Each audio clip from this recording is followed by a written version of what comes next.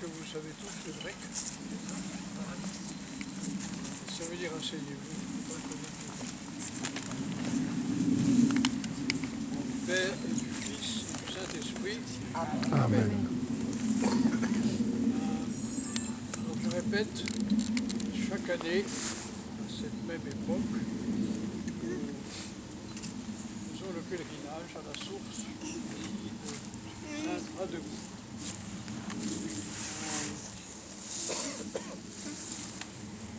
Savez-vous quels sont les trois registres normaux de la vie des hommes? Si je vous pose la question, c'est un peu abrupt, pour répondre de manière automatique, c'est difficile. Alors, le premier registre de la vie d'un homme, c'est celui que nous constatons ici, c'est la vie extérieure. On trouve tout ce qu'on appelle les éléments de la matière. Est-ce que, mettons, ce monde matériel pour vous est évident et palpable? Oui. N'est-ce pas? Oui. Vous avez dégagé ici toutes les herbes, là, ça pousse bien, non? Voilà, les arbres, ils sont là, voilà, et même les diacres aussi. Bon. Après, alors, c'est le domaine qui est le plus évident extérieurement. Le deuxième registre de la vie, pour nous, c'est la vie intérieure, qu'on nomme de temps en temps du nom de la vie spirituelle. Alors ce domaine-là,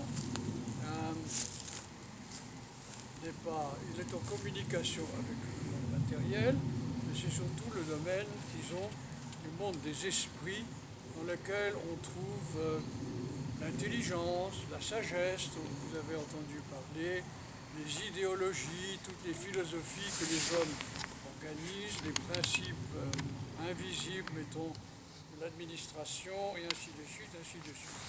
Est-ce que ce domaine-là, pour vous, est palpable et réel?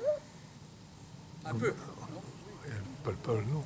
Réel, oui. Quelle est sa proportion par rapport au domaine précédent? On dirait bien égal. Très grand. Comment? Très grand. Très grand, oui. Ça veut dire quoi? Égal. Je sais pas. Qu'est-ce que très grand? Ça? Non? Non, c'est vrai, tu as raison, il est très grand.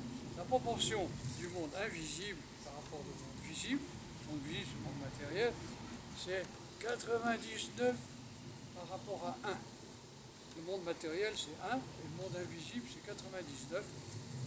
Ça, on peut le chercher dans toutes les traditions, on trouve ce genre de choses. Est-ce que vous ne constatez pas qu'à notre époque, au fond, ce monde invisible, on le chatouille un peu du bout des doigts par le truchement de la science, non? Qui va chercher les principes dans le monde abstrait, invisible, et puis après le transporte ici, un peu dans le monde matériel. Mais si vous allez chez les contemporains, qu'est-ce qui compte? C'est le monde matériel, non? Est-ce que vous avez des soucis économiques de savoir si vous allez pouvoir manger des carottes tous les jours? Enfin, alors le monde matériel est tellement évident, le monde spirituel est un peu plus petit. Après, il y a un troisième registre qui n'est ni la matière, ni l'esprit, mais qui est la table divine, l'intimité divine. Vous connaissez le Père, le Fils et le Saint-Esprit. Lui, c'est autre, il est au-delà de tout ce qui est matière, de tout ce qui est spirituel. Lui, il est au-delà. Alors cette présence divine, eh bien, elle est considérée à notre époque comme presque rien, n'est-ce pas? Est-ce que vous croyez en Dieu? Oh, peut-être ben que oui, non? Hein? Alors elle dit, est-ce que vous pensez qu'il y a peut-être bien quelque chose? Vous voyez, alors, disons, c'est Dieu qui est l'auteur de tout et qui attend que l'homme entre dans son intimité. Alors on le considère comme, peut-être comme ça, une puce, voilà, sur le soulier de vous. Hein? Alors c'est l'inverse, hein, nous sommes une puce sur les pieds divins, si on peut dire comme ça. Alors, les saints, nous fêtons Sainte Radegonde, ce sont ceux qui, dans le monde où ils vivent, extérieur, ont des fonctions. Par exemple, elle était reine. Après, elle est entrée dans le deuxième registre, qui est le registre de la vie spirituelle, pour l'ajouter à cette expérience, l'homme est la synthèse de l'esprit, de la matière, et après, son désir puissant, c'était entrer dans l'intimité divine. Et c'est eux qui font dépasser à l'humanité et la vie extérieure et la vie intérieure pour aller au-delà.